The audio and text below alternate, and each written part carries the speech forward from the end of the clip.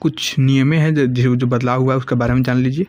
और सबसे पहले हुआ है, क्या हुआ है, वेटिंग टिकट का नियम क्या हुआ है, चेंज हो गया है। स्लीपर या एसी वेटिंग टिकट बैन, ठीक है, सिर्फ जनरल कोच में मान्य होगा। इस सभी पॉइंट को हम लोग क्या कर रहे हैं, एक एक करके देख ले रहे हैं। चलिए सबसे पहले हम लोग आइए हम दिखाते हैं आपको, एक एक सब चीज़ को हम लोग एकदम डिटेल में जान लेते हैं। सबसे पहले हम लोग जान लेते हैं इसका फ़ायदे और नुकसान के बारे में। नए नियम से क्या फ़ायदा हो सकता है और क्या नुकसान हो सकता है। पहला, असली यात्री को टिकट मिलने में संभावना बढ़ेगी, ठीक है। अगर आप जेन्युइन हैं, ओरिजिनल हैं, ठीक है, आप लीगल तरीके से टिकट काटते हैं तो उनको थोड़ा फ़ायदा हो सकता है, बेनिफिट मिल सकता है। दलालों की बुकिंग पर रोक मिलेगी, थोड़ा सा रोक तो नहीं मिल पाएगा पूरी तरह से, पर कुछ ना कुछ कंट्रोल ज़रूर हो जाएगा। बुकिंग सिस्टम में ज़्यादा पारदर्शी और सुरक्षित होगा।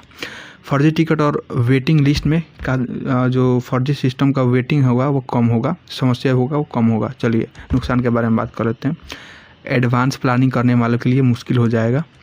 वेटिंग टिकट वालों को स्लीपर एसी में यात्रा नहीं मिलेगी। फटाफट सुनते जाइए। सफ़र महंगा हो सकता है, ठीक है, अब महंगा थोड़ा सा सफ़र आप लोग का हो सकता है।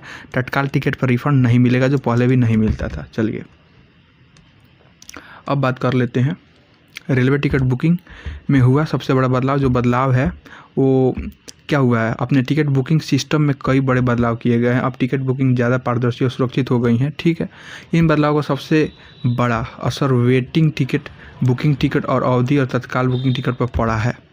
वेटिंग टिकट के नियम में जो बदलाव हैं उसको हम लोग बात करेंगे। उससे पहले हम लोग जान लेते हैं कि तत्काल टिकट के जो नया नियम है उसका क्या है, क्या प्रोसेस है। अब देखिए तत्काल टिकट वाला ये समझिएगा, बहुत इंपॉर्टेंट है, ठीक है। तत्काल टिकट बुकिंग के लिए अब आधार वेरिफिकेशन जरूरी कर दिया गया है। साथ ही तत्काल टिकट बुकिंग में डायनेमिक प्राइसिंग लागू कर दिया गया है, यानी टिकट की कीमत मांग के हिसाब से बढ़ा या घटा सकती है, ठीक है। अगर डिमांड ज़्यादा होगा तब प्राइस ज़्यादा होगा, अगर डिमांड कम होगा तो दाम कम हो सकता है। कंफर्म तत्काल टिकट पर कोई रिफंड नहीं होगा। इसके अलावा तत्काल टिकट बुकिंग शुरू होने से 30 मिनट पहले, तत्काल टिकट बुकिंग शुरू होने से 30 मिनट पहले तक एजेंट बुकिंग पूरी तरह से बैन कर दी जाएगी, जिससे आम यात्री को टिकट बुक करने में क्या होगा, ज़्यादा मौका मिलेगा। एजेंट लोग हैं वो पूरा टिकटें ले लेते हैं, आम इंसान को मिल ही नहीं पाता है। तो एक अच्छा प्रयास है सरकार द्वारा। टिकट चार्जर और रिफंड पॉलिसी में कुछ बदलाव किए गए हैं। रेलवे ने रिजर्वेशन, सुपरफास्ट और तत्काल चार्ज में बढ़ोतरी की है। इससे पहले थोड़े महंगे हो सकते थे। कंफर्म तत्काल टिकट पर कोई रिफ़ंड नहीं मिलेगा, यानी अगर तत्काल टिकट, ये हम बता चुके हैं आप लोगों को। और ये एक चीज़ इसमें एडिशनल ये है कि अगर आप टिकट कटा लेते हैं, कंफर्म टिकट, तत्काल कंफर्म टिकट कटा लेते हैं, उसके बाद आप चाहें कैंसिल करना तो नहीं होगा, रिफ़ंड नहीं होगा। चलिए पहचान पत्र पर नियम और एजेंट बुकिंग में बदलाव हुआ है। पहचान पत्र पर ये हुआ है कि आपको कोई भी आईडी प्रूफ अनिवार्य है। पहले यात्री को टिकट बुकिंग के समय एक आईडी और यात्रा के समय पूरी आईडी दिखा सकते थे, लेकिन अब ऐसा नहीं चलेगा। इससे फर्जी बुकिंग और टिकट की समस्या कम होगी। साथ ही तत्काल बुकिंग के पहले 30 मिनट तक एजेंटों को टिकट बुक करने से क्या होगा, अनुमति नहीं दिया जाएगा, जिससे आम यात्रियों को ज़्यादा फायदा मिल सकेगा, ठीक है। और यहाँ पे एक और चीज़ है जो बहुत चर्चा में है, खान पान सेवा की और लगेज नियम के बारे में। अब यात्री मील बुकिंग ट्रेन में भी खरीद सकते हैं, ठीक है। पहले कोई यात्रियों को सिर्फ मील बुकिंग के साथ ही खाना मिलता था, लेकिन अब ऐसा नहीं होगा। इसके अलावा लगेज लिमिट से क्या हो गया है कि लगेज का लिमिट लगा दिया गया है। अब अपना जो भी लगेज है उसको थोड़ा क्या कीजिए, थोड़ा कम ले जाइएगा, लिमिट में ले जाइएगा। क्या है कि आपको 6 गुना जुर्माना देना पड़ सकता है, ठीक है। तो ये एक चेंजेज आया है। साथ ही साथ रेलवे टिकट बुकिंग में कुछ इम्पॉर्टेंट चीज़ है, वो बुकिंग अवधि है, ठीक है। इसके बारे में हम लोग बात करने वाले हैं कि अब क्या किया गया है। 120 दिन पहले से आप टिकट कटा सकते थे, अब वो 60 दिन कर दिया गया है, यानी 2 मंथ। पहले क्या था, 4 मंथ था, ठीक है। अब क्या हो गया, 2 मंथ पहले से आप टिकट कटा सकते हैं, जो 120 दिन का रहा करता था, ठीक है। चलिए अब हम लोग नए नियम का जो भी ज़रूरी बातें हैं उसको बता दे रहे हैं अब, ठीक है। ये पॉइंट आप लोग सुन लीजिए, बहुत इंपॉर्टेंट है। चलिए अब वेटिंग टिकट वाले स्लीपर या एसी कोच में यात्रा नहीं कर सकते हैं। अगर आपका टिकट वेटिंग में है तो आपको अब कोई भी चांस नहीं है कि आप एसी और स्लीपर में जा पाएंगे, क्योंकि अब ये रूल हटा दिया गया है। जिसमें रिजर्वेशन वाली यात्री परेशानी नहीं होगी।